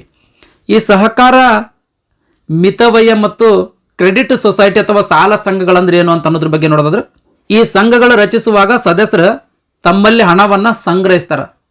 ಅಂಥ ನಿಧಿಗಳ ಸದಸ್ಯರಿಂದ ಪ್ರವೇಶ ಶುಲ್ಕಗಳು, ಉಳಿತಾಯಗಳು, ದಂಡಗಳು ಈ ಥರ ರೂಪದಲ್ಲಿ ಈ ಸೊಸೈಟಿಗೆ ಹಣಕಾಸಿನ ರೂಪವಾಗಿ ಬರ್ತದೆ. ಈ ಸಂಘಗಳು ನೈಜೀರಿಯಾ ದೇಶದಲ್ಲಿ ಜನಪ್ರಿಯವಾಗಿರ್ತಕ್ಕಂಥದ್ದು ಸ್ನೇಹಿತರೆ. ಹಣಕಾಸು ಸಂಸ್ಥೆಗಳಿಂದಲೂ ಕೂಡ ಈ ಸಂಘಗಳ ಸಾಲವನ್ನು ಪಡೆದುಕೊಳ್ತಾವೆ. ಸದಸ್ಯರು ತಮ್ಮ ಸಹಕಾರದಿಂದ ಪಡೆದ ಸಾಲಗಳನ್ನು ಸಾಮಾನ್ಯವಾಗಿ ಒಂದು ಅವಧಿಯಲ್ಲಿ ಮರುಪಾವತಿ ಮಾಡ್ತಾರೆ. ಆದರೆ ಬಡ್ಡಿ ದರ ಮಾತ್ರ ಕಡಿಮೆ ಇರ್ತದೆ ಸ್ನೇಹಿತರೆ. ಈ ಮಿತವ್ಯಯ ಮತ್ತು ಕ್ರೆಡಿಟ್ ಸೊಸೈಟಿಯನ್ನು ಕ್ರೆಡಿಟ್ ಅಸೋಸಿಯೇಷನ್ ಅಂತಲೂ ಕೂಡ ಕರೀತಾರೆ. ಇದು ತನ್ನ ಸದಸ್ಯರಿಗೆ ಹಣಕಾಸಿನ ನೆರವು ನೀಡುವ ಆರ್ಥಿಕ ಸಹಕಾರಿಯಾಗಿರ್ತಕ್ಕಂಥದ್ದು. ಇದಿಷ್ಟು ಈ ಮಿತವ್ಯಯ ಮತ್ತು ಕ್ರೆಡಿಟ್ ಸೊಸೈಟಿ ಬಗ್ಗೆ ಮಾಹಿತಿ ಆಗಿತ್ತು. ನೆಕ್ಸ್ಟ್ 136ನೇ ಪ್ರಶ್ನೆ. ಡ್ಯಾಶ್ ಭಾರತದಲ್ಲಿ 3 ಹಂತದ ಸಹಕಾರಿ ರಚನೆ ಶಿಖರವಾಗಿದೆ ಅಂತ ಪ್ರಶ್ನೆಯನ್ನು ಕೇಳಿರ್ತಕ್ಕಂಥದ್ದು. ಶಿಖರ ಎಲ್ಲಿರ್ತದೆ? ಯಾವಾಗಲೂ ಟಾಪ್ನಾಗ ಇರ್ತದೆ, ಹೌದಾ? ಅದೇ ರೀತಿ ಭಾರತದಲ್ಲಿ ಸಹಕಾರಿ ಸಂಸ್ಥೆಗಳನ್ನು ಏನು ರಚನೆ ಮಾಡಿರ್ತಾರಲ್ರಿ, ಆ ರಚನೆ ಮಾಡಿರ್ತಕ್ಕಂಥದ್ರಲ್ಲಿ ಟಾಪ್ ಲೆವೆಲ್ದಾಗ ಇರ್ತಕ್ಕಂಥ ಸಹಕಾರಿ ಸಂಸ್ಥೆ ಯಾವುದಂತ ಪ್ರಶ್ನೆಯನ್ನು ಕೇಳಿರ್ತಕ್ಕಂಥದ್ದು. ಇದಕ್ಕೆ ಸರಿಯಾದ ಉತ್ತರ ಡಿ, ರಾಜ್ಯ ಸಹಕಾರಿ ಬ್ಯಾಂಕ್ಗಳ ಸ್ನೇಹಿತರೆ. ಈ ರಾಜ್ಯ ಸಹಕಾರಿ ಬ್ಯಾಂಕ್ಗಳು ಭಾರತದಲ್ಲಿ 3 ಹಂತದ ಸಹಕಾರಿ ರಚನೆಯ ಶಿಖರವಾಗಿರ್ತಕ್ಕಂಥದ್ದು. ಇವಕ್ಕೆ ಅಫೆಕ್ಸ್ ಬ್ಯಾಂಕ್ ಅಂತಲೂ ಕೂಡ ಕರೀತಾರೆ ಸ್ನೇಹಿತರೆ. ನೆಕ್ಸ್ಟ್ 137ನೇ ಪ್ರಶ್ನೆ. NCCF ಅನ್ನು 16 ಅಕ್ಟೋಬರ್ 1965ರಂದು ಸ್ಥಾಪಿಸಲಾಯಿತು ಮತ್ತು ಇದನ್ನು ಡ್ಯಾಶರ ಅಡಿಯಲ್ಲಿ ನಿರ್ವಹಿಸಲಾಗುತ್ತದೆ ಅಂತ ಪ್ರಶ್ನೆಯನ್ನು ಕೇಳಿರ್ತಕ್ಕಂಥದ್ದು. ಯಾವ ಕಾಯ್ದೆಯ ಅಡಿಯಲ್ಲಿ ನಿರ್ವಹಿಸಲಾಗ್ತದ ಅಂತ ಪ್ರಶ್ನೆಯನ್ನು ಕೇಳಿರ್ತಕ್ಕಂಥದ್ದು. ಇದಕ್ಕೆ ಸರಿಯಾದ ಉತ್ತರ ಎ.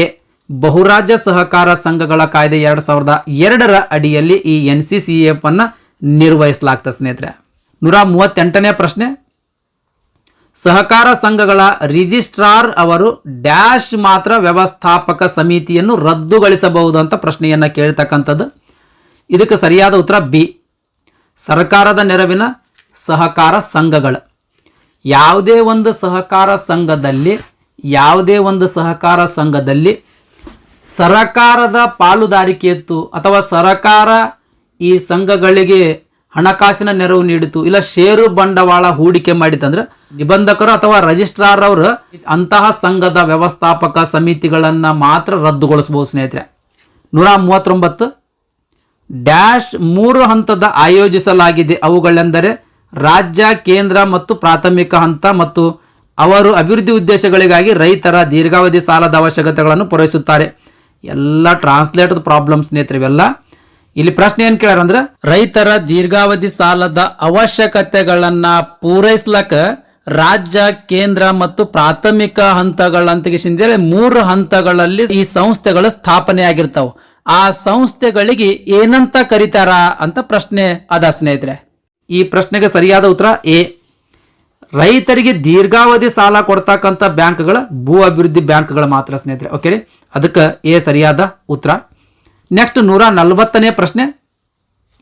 ಡ್ಯಾಶ್ ಎಂದರೆ ಒಂದಕ್ಕಿಂತ ಹೆಚ್ಚು ಜಿಲ್ಲೆಗಳನ್ನು ತನ್ನ ಕಾರ್ಯಾಚರಣೆಯ ಕ್ಷೇತ್ರವಾಗಿ ಹೊಂದಿರುವ ಮತ್ತು ವ್ಯಕ್ತಿಗಳು ಮತ್ತು ಇತರ ಸಹಕಾರ ಸಂಘಗಳನ್ನು ಹೊಂದಿರುವ ಸಮಾಜ ಸಂಘಕ್ಕೆ ಏನಂತ ಕರಿತೀವಿ ಅಂತ ಪ್ರಶ್ನೆಯನ್ನ ಕೇಳಿರ್ತಕ್ಕಂಥದ್ದು. ಇದಕ್ಕೆ ಸರಿಯಾದ ಉತ್ತರ ಸಿ, ಫೆಡರಲ್ ಸಹಕಾರ ಸಂಘ. 141ನೇ ಪ್ರಶ್ನೆ. ಆಡಿಟ್ ವರ್ಗೀಕರಣವು ಸಂಘದ ಡ್ಯಾಶ್ ಅನ್ನು ಅಳೆಯಲು ಸಹಾಯ ಮಾಡುತ್ತದೆ ಅಂತ ಪ್ರಶ್ನೆಯನ್ನ ಕೇಳಿರ್ತಕ್ಕಂಥದ್ದು. ಇದಕ್ಕೆ ಸರಿಯಾದ ಉತ್ತರ ಎ, ಆರ್ಥಿಕ ಸ್ಥಿತಿಯನ್ನ ಅಳಿಲಕ್ಕೆ ಆಡಿಟ್ ಅನ್ನ ಮಾಡಲಾಗ್ತದೆ ಸ್ನೇಹಿತರೆ. 142ನೇ ಪ್ರಶ್ನೆ. ಭಾರತೀಯ ಸಹಕಾರ ಚಳುವಳಿಯ ರಚನೆಯು ಈ ಕೆಳಗಿನ ಯಾವ ವ್ಯಕ್ತಿಯೊಂದಿಗೆ ನಿಕಟ ಸಂಬಂಧ ಹೊಂದಿದೆ ಅಂತ ಪ್ರಶ್ನೆ ಕೇಳಿರ್ತಕ್ಕಂಥದ್ದು. ಇದಕ್ಕೆ ಸರಿಯಾದ ಉತ್ತರ ಸಿ, ಫ್ರೆಡ್ರಿಕ್ ನಿಕೋಲ್ಸನ್. ಭಾರತೀಯ ಸಹಕಾರ ಚಳವಳಿಯ ರಚನೆಯ ಜೊತೆ ಈ ವ್ಯಕ್ತಿಯ ನಿಕಟವಾದ ಸಂಬಂಧ ಯಾವುದಕ್ಕಾಗಿ ಹೊಂದಿದೆ ಅಂತ ಅನ್ನೋದ್ರ ಬಗ್ಗೆ ಇಲ್ಲಿ ಎಕ್ಸ್ಪ್ಲನೇಷನ್ ಆದ ಸ್ನೇಹಿತರೆ. ಜಸ್ಟ್ ವಿಡಿಯೋ ಪಾಸ್ ಮಾಡಿ ನೋಡ್ಕೊಡ್ರಿ. ನೆಕ್ಸ್ಟ್ 143ನೇ ಪ್ರಶ್ನೆ. NDDBಯನ್ನು ವಿಸ್ತರಿಸಿ ಅಂತ ಪ್ರಶ್ನೆಯನ್ನ ಕೇಳಿರ್ತಕ್ಕಂಥದ್ದು. ಇದಕ್ಕೆ ಸರಿಯಾದ ಉತ್ತರ A, national dairy development board, ರಾಷ್ಟ್ರೀಯ ಡೈರಿ ಅಭಿವೃದ್ಧಿ ಮಂಡಳಿ. 144ನೇ ಪ್ರಶ್ನೆ. ಕಾಯ್ದೆ ಸೆಕ್ಷನ್ 18 ಸೊಸೈಟಿಯು ಒಬ್ಬ ವ್ಯಕ್ತಿಯನ್ನು ಹೀಗೆ ಒಪ್ಪಿಕೊಳ್ಳಬಹುದು ಅಂತ ಪ್ರಶ್ನೆಯನ್ನ ಕೇಳಿರ್ತಕ್ಕಂಥದ್ದು. ಅಂದ್ರೆ ಸಹಕಾರ ಸಂಘಗಳ ಕಾಯ್ದೆ 1959ರಲ್ಲಿ ಸೆಕ್ಷನ್ 18 ಏನನ್ನ ಹೇಳ್ತದ ಅಂತ ಪ್ರಶ್ನೆಯನ್ನ ಕೇಳಿರ್ತಕ್ಕಂಥದ್ದು. ಇದಕ್ಕೆ ಸರಿಯಾದ ಉತ್ತರ ಎ, ನಾಮ ಮಾತ್ರ ಸದಸ್ಯ. 145ನೇ ಪ್ರಶ್ನೆ. ಸಹಕಾರ ಸಂಘಗಳ ಕಾಯ್ದೆಯ ಪ್ರಕಾರ ವ್ಯವಸ್ಥಾಪಕ ಸಮಿತಿಯ ಅಧಿಕಾರದ ಅವಧಿಯನ್ನು ಡ್ಯಾಶ್ ವರ್ಷಗಳಂತೆ ನಿಗದಿಪಡಿಸಲಾಗಿದೆ. ಅಂದ್ರೆ ಈ ವ್ಯವಸ್ಥಾಪಕ ಸಮಿತಿಯ ಅಧಿಕಾರದ ಅವಧಿಯನ್ನ 5ಕ್ಕಿಂತ ಹೆಚ್ಚು ವರ್ಷವ ಏನಪ್ಪ ಅಂದ್ರೆ ಮೀರುವಂತಿಲ್ಲ ಸ್ನೇಹಿತರೆ. ಇದಕ್ಕೆ ಸರಿಯಾದ ಉತ್ತರ ಡಿ. 146ನೇ ಪ್ರಶ್ನೆ. ಸಹಕಾರ ಸಂಘದ ಲೆಕ್ಕ ಪರಿಶೋಧನೆ ನಡೆಸುವ ತಾಲೂಕು ಮಟ್ಟದ ಅಧಿಕಾರಿ ಯಾರು ಅಂತ ಪ್ರಶ್ನೆಯನ್ನ ಕೇಳಿರ್ತಕ್ಕಂಥದ್ದು. ಅಂದ್ರೆ ತಾಲೂಕು ಮಟ್ಟದಲ್ಲಿ ಅಧಿಕಾರಿ ಯಾರು ಇರ್ತಾರ ಅಂತ ಪ್ರಶ್ನೆಯನ್ನ ಕೇಳಿರ್ತಕ್ಕಂಥದ್ದು. ಇಲ್ಲಿ ಕನ್ನಡದಲ್ಲಿ ಆನ್ಸರ್ ತಪ್ಪು ಕೊಟ್ರ. ನಾನು ಇಂಗ್ಲೀಷ್ನಾಗ ನೋಡಿದೆ, ಇಲ್ಲಿ ಡಿ ಏನದಲ್ಲ ಸ್ನೇಹಿತರೆ, ಇಲ್ಲಿ ಡಿದಾಗ ಅಸಿಸ್ಟೆಂಟ್ ಡೈರೆಕ್ಟರ್ ಅಂತ ಕೊಟ್ರು. ಅಸಿಸ್ಟೆಂಟ್ ಡೈರೆಕ್ಟರ್ ಕರೆಕ್ಟ್ ಆನ್ಸರ್ ಇದು. ಅಸಿಸ್ಟೆಂಟ್ ಡೈರೆಕ್ಟರ್ ಅಂತಂದ್ರೆ ಸಹಾಯಕ ನಿರ್ದೇಶಕರು ಅಂತ ಅರ್ಥ. ಅಸಿಸ್ಟೆಂಟ್ ಡೈರೆಕ್ಟರ್ ಅಂದ್ರೆ ಸಹಾಯಕ ನಿರ್ದೇಶಕರು. ಇಲ್ಲಿ ಸಹಕಾರಿ ನಿರ್ದೇಶಕರು ಅಂತ ಕೊಟ್ರ. ಸಹಕಾರಿ ಅಂದ್ರೆ ಮತ್ತೆ ಅಸೋಸಿಯೇಟ್ ಡೈರೆಕ್ಟರ್ ಆಗ್ತದೆ. ಇದು ಮತ್ತೆ ತಪ್ಪಾಗ್ತದೆ ಸ್ನೇಹಿತರೆ. ಇದು assistant director is correct answer. ಇದ್ರದ್ದು ಕನ್ನಡ ಟ್ರಾನ್ಸ್ಲೇಷನ್ ತಪ್ಪು ಮಾಡ್ಯಾರ. ಕನ್ನಡ ಟ್ರಾನ್ಸ್ಲೇಷನ್ ಏನಾಗಬೇಕಾಗಿತ್ತಿದೆ? ಸಹಕಾರಿ ಅಲ್ಲ, ಸಹಾಯಕ ನಿರ್ದೇಶಕರ ಆಗ್ಬೇಕಾಗಿತ್ತಿದೆ. ಇದು ತಪ್ಪು ಸ್ನೇಹಿತರೆ. ಆ್ಯಕ್ಚುಲಿ ಇದಕ್ಕೆ ಗ್ರೇಸ್ ಮಾರ್ಕ್ಸ್ ಕೊಡ್ಬೇಕು. ಗ್ರೇಸ್ ಮಾರ್ಕ್ಸ್ ಕೊಡಂಗಿಲ್ಲ. ಯಾಕಂದ್ರೆ ಇಂಗ್ಲೀಷ್ನಾಗ ವರ್ಷನ್ದಾಗ ಏನದಲ್ಲ ಅಲ್ಲಿ ಉತ್ತರ ಸರಿಯಾದ. ಫೈನಲ್ ಕನ್ಸಿಡರ್ ಆಗೋದು ಇಂಗ್ಲೀಷ್ದ ಪೇಪರ್ ಸ್ನೇಹಿತರೆ. ಇಂಗ್ಲೀಷ್ದಾಗ ಕ್ವಶನ್ ಕರೆಕ್ಟ್ ಇತ್ತು, ಅದಕ್ಕೆ ಸಂಬಂಧಪಟ್ಟಂಗೆ ಆನ್ಸರ್ ಕರೆಕ್ಟ್ ಇತ್ತಪ್ಪ ಅಂದ್ರೆ ಕನ್ನಡದಾಗ ತಪ್ಪಿದ್ರು ನಡೀತದೆ.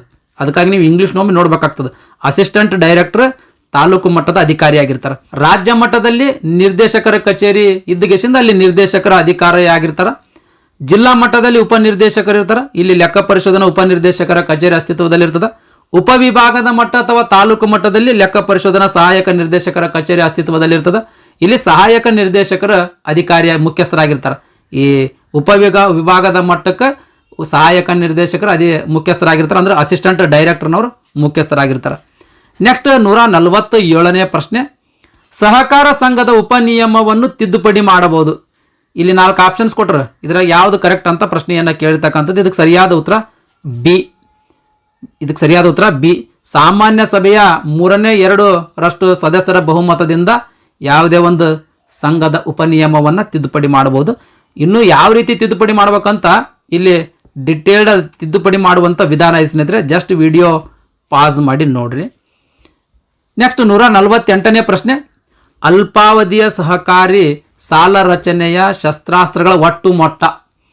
ಅಂದ್ರೆ ಇಲ್ಲಿ ಪ್ರಶ್ನೆ ಏನು ಕೇಳಬೇಕಾಗಿತ್ತಂದ್ರೆ ಸಹಕಾರಿ ಸಾಲ ಒದಗಿಸ್ತಕ್ಕಂಥ ಸಂಘಗಳಲ್ಲಿ ಕೆಳ ಹಂತದ ಸಂಘ ಯಾವುದು, ಕೆಳ ಹಂತದಲ್ಲಿರ್ತಕ್ಕಂಥ ಸಂಘ ಯಾವುದು ಅಂತ ಪ್ರಶ್ನೆ ಸ್ನೇಹಿತರೆ. ಇಲ್ಲೇನೋ ಶಸ್ತ್ರಾಸ್ತ್ರಗಳ ಒಟ್ಟು ಮೊಟ್ಟ ಏನೇನೋ ಕೊಟ್ಟನ ಸ್ನೇಹಿತರೆ. ಇದು ಪ್ರಶ್ನೆ ನಾ ಏನು ಹೇಳಿನಲ್ಲ ಆ ಪ್ರಶ್ನೆ ಇರ್ತಕ್ಕಂಥದ್ದು ಇಂಗ್ಲೀಷ್ ಒಳಗೆ ಕರೆಕ್ಟ್ ಕೊಟ್ಟನ. Gross level of arms of the short term cooperative credit structure is called. ಅಂದ್ರೆ ಕ್ರೆಡಿಟ್ ಸ್ಟ್ರಕ್ಚರ್ಗೆ ಏನಂತ ಕರೀತಾರೆ ಅಂತ ಪ್ರಶ್ನೆ ಕೇಳಿರ್ತಕ್ಕಂಥದ್ದು. ಇಲ್ಲಿ ತಪ್ಪು ಕೊಟ್ಟನ ಸ್ನೇಹಿತರೆ. ಇದಕ್ಕೆ ಉತ್ತರ ಪ್ರಾಥಮಿಕ ಕೃಷಿ ಸಾಲ ಸೊಸೈಟಿ. ಇದ್ರ ಬಗ್ಗೆ ನೋಡೋದಾದ್ರೆ ಪ್ರಾಥಮಿಕ ಕೃಷಿ ಸಾಲ ಸಂಘಗಳು ಅಲ್ಪಾವಧಿಯ ಸಹಕಾರ ಸಾಲ ರಚನೆಯ ತಳಮಟ್ಟದ ಅಂಗಗಳಾಗಿರ್ತವೆ. ಅಂದ್ರೆ ಗ್ರಾಸ್ ರೂಟ್ ಲೆವೆಲ್ ಆರ್ಮ್ಸ್ ಆಗಿರ್ತವೆ ಇವು. ಕೃಷಿಗೆ ಸಾಲ ಕೊಡ್ತಕ್ಕಂಥ ಸಹಕಾರ ಸಂಘಗಳಲ್ಲಿ ಅತಿ ಕೆಳ ಹಂತದ ಸಹಕಾರ ಸಂಘನೇ ಈ ಪ್ರಾಥಮಿಕ ಕೃಷಿ ಸಾಲ ಸಹಕಾರ ಸಂಘ ಆಗಿರ್ತದೆ. ಅದಕ್ಕಾಗಿ ಇದನ್ನ ಗ್ರಾಸ್ ರೂಟ್ ಲೆವೆಲ್ ಆರ್ಮ್ಸ್ ಅಂತ ಕರೀತಾರೆ.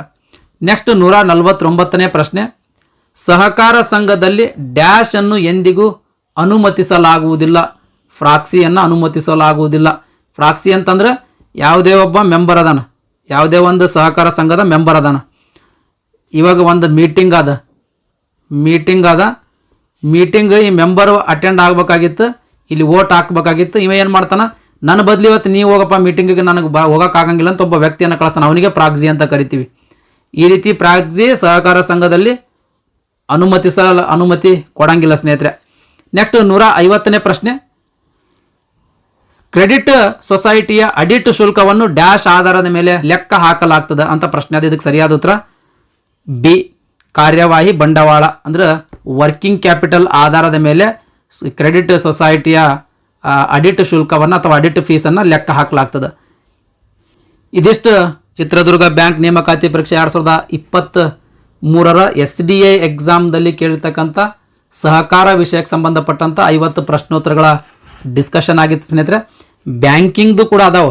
ಬ್ಯಾಂಕಿಂಗ್ ವಿಷಯಗಳಿಗೆ ಸಂಬಂಧಪಟ್ಟಂಗೆ 25 ಪ್ರಶ್ನೆಗಳನ್ನು ಕೇಳಲಾಗಿದೆ ಸ್ನೇಹಿತರೆ. ಆ 25 ಪ್ರಶ್ನೆಗಳನ್ನು ಮುಂದಿನ ವಿಡಿಯೋದೊಳಗೆ ಡಿಸ್ಕಸ್ ಮಾಡೋಣ್ರಿ. ಇವತ್ತಿನ ವಿಡಿಯೋ ನಿಮಗೆ ಇಷ್ಟ ಆಗಿತ್ತು ಅಂದ್ರೆ ದಯಮಾಡಿ ಲೈಕ್ ಬಟನ್ ಮೇಲೆ ಪ್ರೆಸ್ ಮಾಡಿ, ಅದೇ ರೀತಿ ನಿಮ್ಮ ಫ್ರೆಂಡ್ಸರಿಗೂ ಕೂಡ ಶೇರ್ ಮಾಡಿರಿ ಅಂತ ವಿನಂತಿಸಿಕೊಳ್ತಾ ಇವತ್ತಿನ ವಿಡಿಯೋವನ್ನು ಮುಗಿಸ್ತಾ ಇದ್ದೀನಿ. ಧನ್ಯವಾದಗಳು.